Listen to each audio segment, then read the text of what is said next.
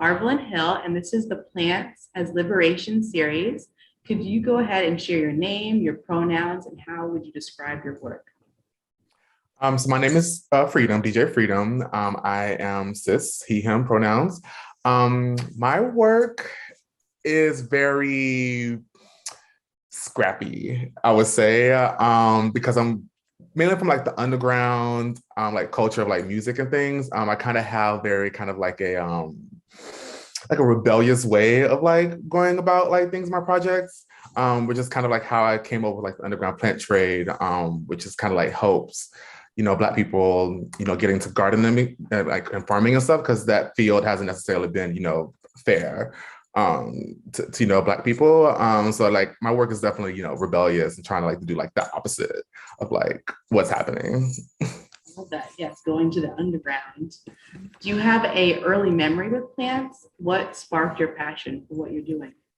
Well, I'm from the South, so like the South in Georgia is very green. So I've always been surrounded by like trees and like plants and like grass and all this kind of things. So I was never really nature deprived.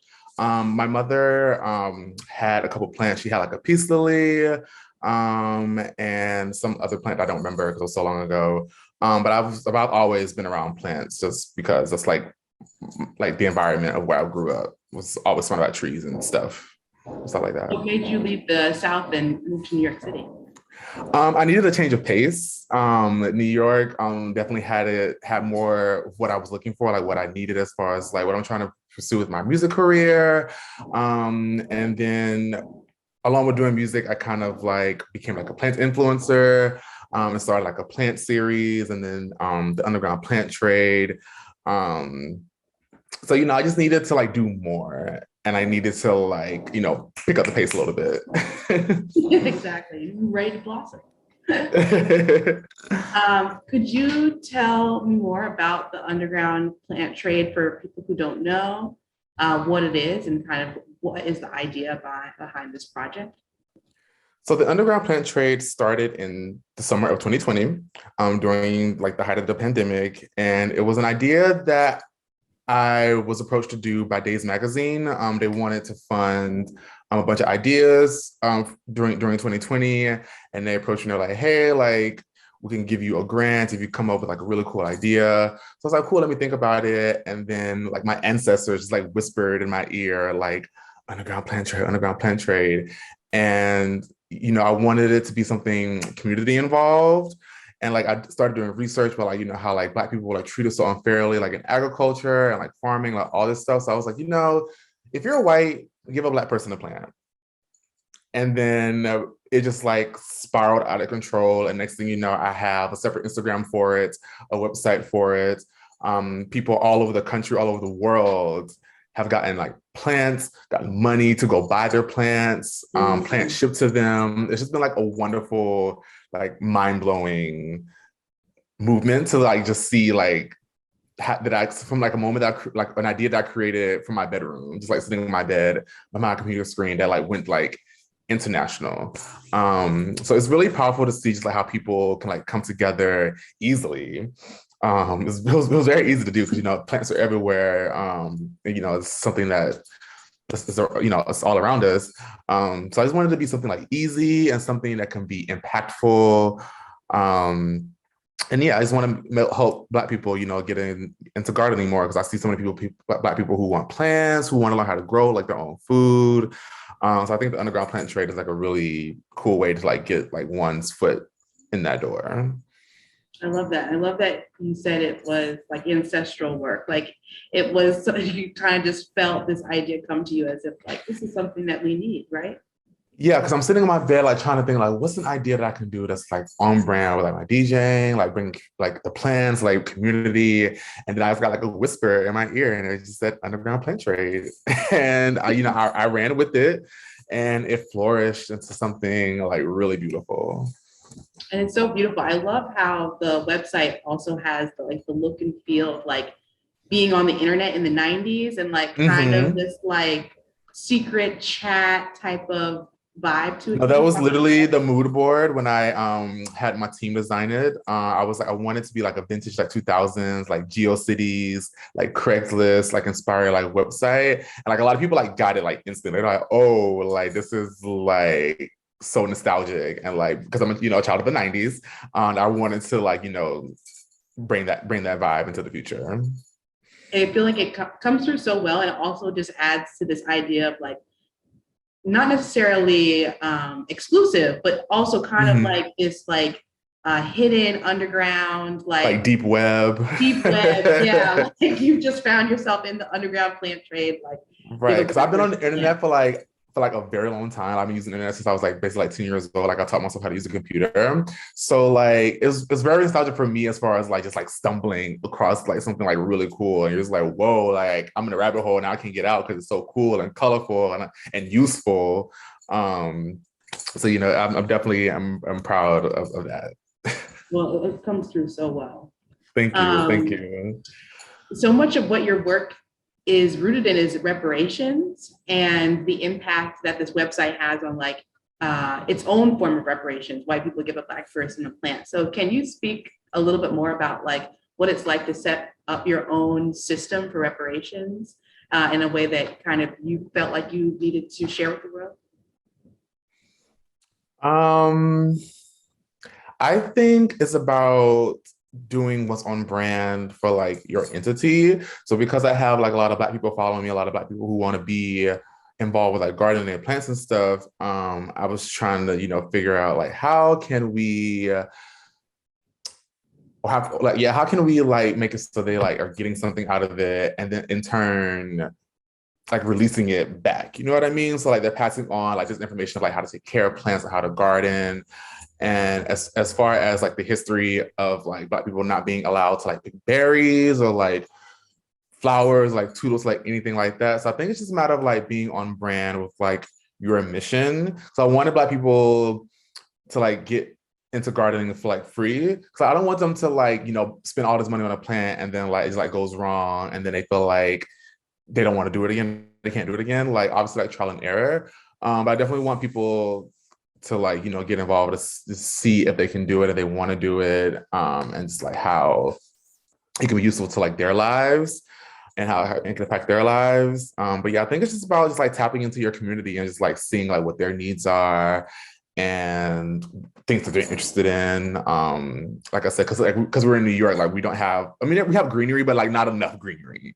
So I was like, how can we like help people like calm down and like bring more greenery into their homes for the low. Yes, exactly. No, and it's such a great way to kind of break down barriers to accessing plants, to accessing knowledge of taking care of plants. 'Cause a lot of what you were also doing before was just telling people like how to propagate and just like simple ways you can kind of bring more plants, even just to your windowsill, which I think is really empowering. Do you have, I know on your website you were talking about the anti-foraging laws. Could you talk more about that law and kind of why you included that in your narrative when thinking about ways in which historically Black people and Indigenous people have been barred from nature and plants? So when I first started the underground plant trade, before it got a website, the community were exchanging plants through the Instagram comments. And then there was this one particular comment from this person where they were talking about like how Black people weren't allowed to like pick berries or like fruits in front of like trees after they were like freed as slaves. And she shared this literature on that. And so I read deeper into that, and it was kind of like crazy because it talked about like how slaves would be freed, and they will be free, and then they would like see like apples and like things like growing in the wild, and they would use that to sustain themselves. And the slave owners did not like that at all. So they would like go and like use their influence to like go to like the lawmakers and be like, hey, like make this a law. So like Black people, Indigenous people cannot pick these berries and these flowers and these stuff, all these gardens, so that they can sustain themselves, which forces them back into slavery. Because like, okay, well, we can't pick an apple to go sell it, so now I have to go back to the plantations to make my money. So it just like doesn't make any sense to me, because I'm just like, if it grows on the ground, like you should be able to like have it. And like I don't know if you heard about the black kid like last year who got arrested for picking a tulip. That I feel like that stems back to the same anti-foraging laws. So I'm just like, it's like it's not right. Like it's kind of like charging for like water. Like water literally falls out the sky. So I'm just like, how can you like control this and like try to like capitalize like on this and like lock people up for this? So I think that was a really important thing for me. It's like learning about like that kind of like history, like how Black and Indigenous people weren't allowed to sustain themselves in the lands because the slave owners didn't like that because they wanted to make their profit. So it's very important for people to like know that, because I feel like these laws still exist today, and you won't know about it until you're caught, like the poor 6-year-old kid. So I just definitely just wanted the community to be like aware and just like people to be able to sustain themselves from the land. Like it's the right thing to do. It's the fair thing to do. Like you can't tell me I can't pick an apple from a tree or like use like these root vegetables for like my soup and things. Like it's just unfair. It's absolutely unfair. And it's like making it a law. It's a very systematic way to control people in terms of like land they've always took care of, like since the beginning of time. Black people were unwillingly brought to this country to maintain the land, take care of the land, bring that knowledge of the land, and then having to, when they are free, trying to take care of themselves, and still laws are like burying them from access to nature. And then like how you linked it to what's happening today, we're still even just like picking a flower can result in them getting arrested. It's just totally crazy.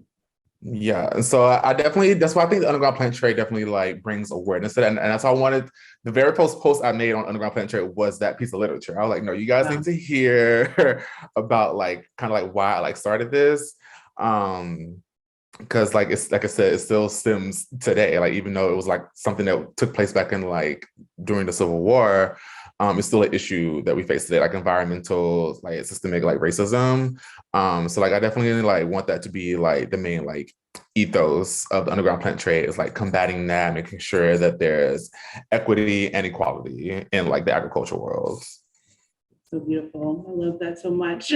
I'm so grateful that exists. It really is just so needed.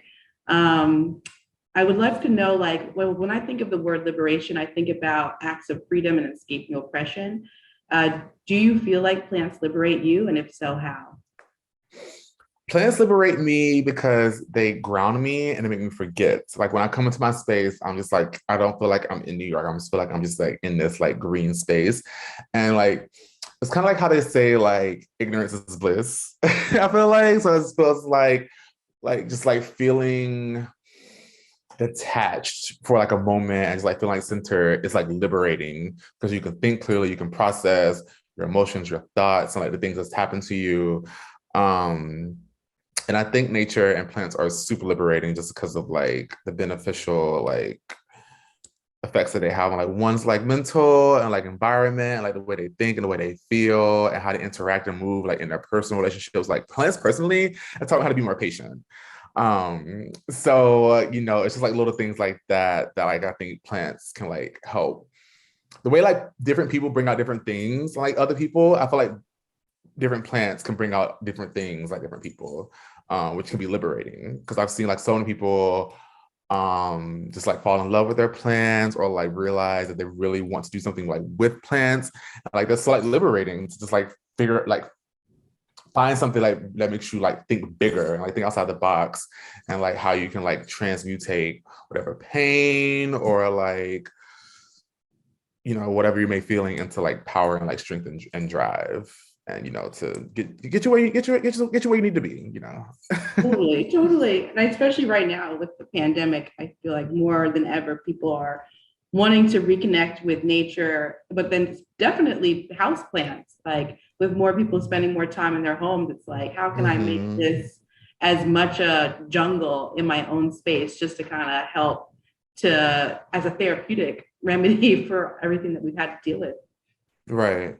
I think it's totally important just to like have kind of like an escape route. I think for me, like plants like definitely like are like a main point of like escapism for me, just because like the greenery and just like the worlds, the several worlds that it can take you, different places that it can take you.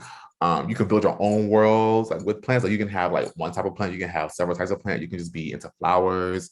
There's like many routes that like one can take, you know, with plants and agriculture and gardening, botanical worlds. Amazing. Do you have any tips for anyone who, like, thinking back to your, like the underground plant trade and your work with like reparations? Do you have any tips for anyone who might want to set up their own system for reparations or mutual aid, or kind of a project that to help their community that's outside of assistance from the government, just kind of like your own ecosystem for your community in whatever way that could look like? Again, I think it's all about like tapping into your community and like seeing the current events, what's going on in your community, like discourse, what's happening on like social media, and just like being like having your ears to the concrete. And so like for me, like when I started my movement, it was more like, how can we have like a physical piece of change, something that people can like see, feel, believe in, grow, and, you know, like care for. So I think it's all about like thinking about like the different angles that you can like approach it from. Like I said, it's all about like being tapped in the community. I think the community will appreciate any work done, whether that's just like a bunch of seeds given now, or like a table set up for like kids to come like get some plants and stuff. I think anything whether big or small can inspire the community and like impact the community. I did not expect the underground plant trade to be as big as it was. I thought it was going to be like a New York, like East Coast, like DMV type of thing. And it made me realize like community can be bigger than just like your zip code and like your state borders. So it's all just about like tapping in and just like doing the good work, doing the good, honest work. I think you should. I think anybody could do whatever they want. Just do it honestly. That's it. And now it's global. It's not even just in New York. It's like across the country. It's global. Could you share like one testimonial or like a story that you heard come out of a connection made on the underground plant trade that really like impacted you? Was like, I need to keep doing this, or I'm glad I did it, and there's a space for this? Yes. I had one user who got implants from a white person, I think like at the beginning of like 2020, 2021. And then they were affected by Hurricane Ida, I believe. They were in Louisiana. And they sent me a message saying that the same white woman who had gave them plants also just given them $500 for like, and like hurricane like aid, because they like was like still following them, like still in touch. And like I've seen like so many testimonials of people like making friends, someone that they can go shopping with, like plants, stuff like that. But like that one testimonial of like receiving like aid, like when they really needed it, like not just like plants, like that really like touched me, and like it made me realize like I should keep going, because like it's not just like people like getting plants, it's like getting like tools for plants, like getting tents, camping stuff. I've seen tables and grow lights given away. So it's all about just like whatever you can give, like in this like the department, I think would be beneficial. But like, yeah, that particular story of like getting help outside of like plants, like really like touched me. Like that really like made me realize like, oh, that this is like meant to be. Like this is like definitely like meant to be. Like I did the right thing. Oh, it's like divine connections. It's really connecting people. Like the plants are the start, but it could be so much more than that, and like building relationships and seeing where people need support and what you can give to, and really forming authentic connections, which is really cool. Yeah, I've seen like people have dinner parties, little plant meetups. I've seen some relationships start, some little lovey-dovey relationships. So you know, I feel like a green Cupid, Cupid ran green. Yeah, it's in honor of Valentine's Day coming. I know, right? I love it. I love it. And you're also a DJ too. So do sometimes your work with plants and DJing intersect at all? I think when people come to see me DJ, I think they're expecting like me to be surrounded by like plants, or they're expecting like the venue to have like mad plants. And while I have done like some like I've done one plant themed party, but I definitely want to try like integrating more like my music more into like with like plants and stuff. So I'm still trying to figure out how to like fully integrate, but I want to be seen as a DJ first because like DJing is like truly my passion, and like with DJing has segued me into like world building, like connecting, like networking, like with like different people and like different like groups. Um, so I think it's just about like the networking aspect of like DJing that's like really helped me connect with like other people in like the plant world. But yeah, I'm still trying to figure that out. I'm still trying to figure out what kind of music the plants like and what they grow to and like what they respond to. No, totally. I'm a DJ as well, and I think Oh. it's like such a beautiful thing about DJing is that you Hmm. get to curate a moment with people, whether Hmm. it's just like one night where they like come together and they're like, you're in a space usually where you're happy and having fun. And so I can also see the ways in which it can connect to your plant worlds that you're creating too. Like you're creating this Hmm. platform for people to connect and share resources with each other. Like I So would totally love to throw like a party in like the woods yeah, and just have like a PA system or even in like yeah like the woods like somewhere and just like have like a hood fairy rave or something. when that happens, I want an invite, please. You will be definitely get the invite. When you do you have any projects that you want to share coming up? So I am working on a new plant show. I don't know if you've seen Trap Gardening or like any like clips Yes. from like that, but I'm working on a spinoff to that. It should be hopefully dropping by summer or before summer. So be on the lookout for that. A funny new plant show. Oh, that sounds so great. I'm very excited. Yeah, And it's for those who cool. haven't seen your other show, could you talk more about it? So Trap Gardening is a three season web series that I started. It talks about how to take care of your plants, but also in the same time also talks about how to take care of your relationships using those plants. A lot of house plants are toxic to humans and animals, and because I am a twisted person, I was like, how can I make this dark humor? So I'm like, okay, you can use your house plant to like, make your boyfriend sick if he's like cheating on you or like things like that. Obviously, it's a joke. Obviously, it's a joke. But I think it resonated so much with people because I think they love like how integrated humor and education. Because like, oh, Mm, like there's like in the context of like, relationships, like all this like funny humor. It's like, oh wait, like let me write this down because like he's talking about how to take care of the plant too. So it's a very funny satirical web series on like plants and relationships because I think those things go hand in hand sometimes. totally. And I'm really excited to see what this future project brings. That's going to be really exciting. You have to let us know when it's live. Thank you. Do Yes, I'm so you, excited. do you have a plant that you identify with? Like if you could be a plant, what plant would you be? I really like my money tree right here. Just because like it's a symbol of like good luck and like fortune, and I'm all about like symbolism and like finding like deeper meaning in things. It was actually a gift from a friend, and like when money trees are given to you as a gift, like the good luck that they bring is like doubled. Whereas like if you like buy one, um, it didn't look like this when I got it. It's been thriving in my care. Um, but yeah, it's just like a symbol of like power and like resilience, or like being like resilient and just like wealth and abundance. Yes, I love that. And definitely the money tree is just like a classic. It kind of has like a tropical look to it, but it's got that beautiful Hmm. like braided stem as well too. I love my money tree so much. I'm like so attached. Where can people find you on the internet if they want to find out more about your work? You can find me at freedomplants.com. That's FREEDEM plants.com. On my Instagram is also DJ Freedom, DJ FREEDEM.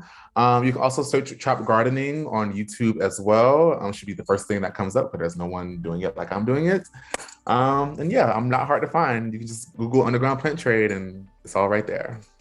Excellent. Thank you so much, DJ Freedom. It's been amazing to talk to you today and hear about your Thank you story. so much for having me. This is fun. This is a lot of fun.